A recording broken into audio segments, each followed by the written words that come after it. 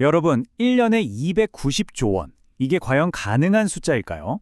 상상조차 힘든 이 엄청난 매출을 기록한 회사가 있습니다. 바로 엔비디아죠. 오늘은 엔비디아의 2026 회계연도 공식 보고서를 통해서 이 경이로운 숫자들이 도대체 어떻게 가능했는지 그 성공의 비밀을 함께 파헤쳐 보겠습니다.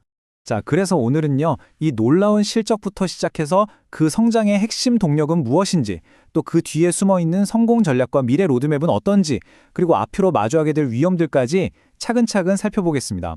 자, 그럼 첫 번째 파트입니다. 엔비디아의 성장을 이야기할 때 뭐니 해도 가장 먼저 봐야 할 건 바로 이 압도적인 재무 실적이죠. 과연 숫자들이 얼마나 대단한지 직접 한번 확인해 보시죠. 네, 바로 이 숫자입니다. 2026 회계연도 총 매출이 무려 2,159억 달러. 와, 이걸 우리 돈으로 환산하면 약 290조 원이거든요. 이게 감이 잘 안 오실 텐데 우리나라 1년 예산의 거의 절반에 육박하는 정말 어마어마한 규모의 돈입니다. 근데 더 놀라운 건 사실 이 성장률이에요. 이미 공룡 같은 거대 기업이 그것도 1년 만에 65%나 더 커졌다는 건데요. 이건 보통 이제 막 시작하는 스타트업에서나 볼 수 있는 그런 성장세잖아요. 조 단위 매출을 내는 회사가 이런 성장을 해내니까 시장이 그야말로 충격에 빠진 겁니다. 이게 단순히 덩치만 커진 게 아니에요. 이 표를 한번 보세요. 매출이 65% 늘어나는 동안 주머니에 실제로 남는 돈, 즉 순이익도 똑같이 65%가 늘었습니다. 이건 뭐 버는 쪽쪽 거의 다 이익으로 쌓인다는 얘기거든요. 정말 믿기 힘든 수익상을 보여주고 있는 거죠. 자, 그럼 이런 질문이 생기죠. 도대체 이 모든 돈을 어디서 벌어들이고 있는 걸까요? 두 번째 파트에서는 바로 그 성장의 심장부를 한번 깊이 들여다보겠습니다. 답은 정말 명확합니다. 여기 보시는 것처럼 컴퓨팅 및 네트워킹 부문이 전체 매출의 거의 90%를 혼자서 다 책임지고 있습니다. 사실상 지금의 엔비디아는 이 사업부가 만들었다. 이렇게 봐도 전혀 틀린 말이 아니죠. 아마 많은 분들이 아직도 엔비디아 하면 그 그래픽카드 만드는 회사 이렇게 기억하실 거예요. 하지만 이제 무게중심은 완전히 넘어왔습니다. 물론 게임 그래픽 사업도 여전히 중요하죠. 하지만 지금의 이 폭발적인 성장은 전적으로 데이터 센터와 AI 기술, 바로 여기서 나오고 있다는 겁니다. 보고서에서는 그 이유를 플랫폼 전환이라는 아주 중요한 키워드로 설명하고 있어요. 이게 무슨 말이냐면 전 세계 산업의 판 자체가 이제 AI 중심으로 완전히 재편되고 있다는 거죠. 그리고 이 거대한 변화에 바로 그 심장부에 엔비디아의 블랙웰 같은 AI 전용 플랫폼이 떡하니 자리 잡고 있다는 겁니다.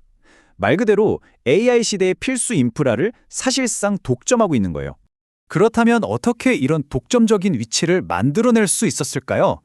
자, 세 번째 파트에서는 엔비디아를 그냥 칩 회사가 아니라 AI 인프라 제국으로 만든 그 핵심 전략을 한번 파헤쳐 보겠습니다. 보고서에 있는 바로 이 한 문장이 모든 걸 요약해 줍니다. 엔비디아는 이제 데이터 센터 규모의 AI 인프라 기업이다.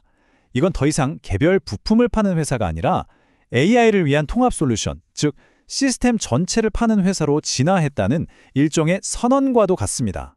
이게 바로 그들의 가장 강력한 무기, 풀스택 전략입니다. 자, 이렇게 한번 상상해 보세요. 우리가 AI라는 엄청나게 높은 빌딩을 짓는다고 쳐요. 엔비디아는 여기서 단순히 벽돌, 그러니까 칩만 파는 게 아니에요. 완벽한 설계도에 이걸 지을 수 있는 최첨단 건설 장비, 즉 소프트웨어까지 한꺼번에 패키지로 제공하는 겁니다. 이러니 고객 입장에서는 다른 선택지를 찾기가 거의 불가능해지는 거죠. 이 그림이 바로 그 전략이 어떻게 선순환하는지를 잘 보여주는데요. 먼저 누구도 따라올 수 없는 가속 컴퓨팅 플랫폼으로 기술 격차를 확 벌려놓고요. 이걸 기반으로 AI 시장의 리더 자리를 꽉 잡는 겁니다. 그리고 이렇게 만든 강력한 AI 플랫폼을 자율주행이나 그래픽 같은 또 다른 거대 시장에 적용해서 새로운 먹거리를 계속 찾아내는 그런 구조인 거죠. 하지만 엔비디아는 지금의 성공에 만족할 생각이 전혀 없는 것 같습니다. 네 번째 파트에서는요, 경쟁자들이 정말 숨 쉴 틈도 없이 몰아붙이는 그들의 미래 로드맵을 한번 살펴보겠습니다. 제가 보기에 가장 무서운 점은 바로 이 속도예요. 예전에는 2년에 한 번씩 신제품을 냈는데 이걸 1년으로 확 단축해버렸습니다. 2025년에 블랙웰, 26년에 블랙웰 울트라, 심지어 벌써 2027년에 나올 루빈 플랫폼까지 예고해버렸어요. 이건 뭐 경쟁자들한테 따라올 때면 따라와 봐라 하고 선전포고를 하는 거나 마찬가지입니다. 2차 세대 플랫폼이 노리는 건 더 큰 그림입니다. 단순히 계산만 잘하는 AI를 넘어서 이제는 스스로 생각하고 행동하는 이른바 에이전틱 AI 시대를 열겠다는 거죠. 근데 더 중요한 게 있어요.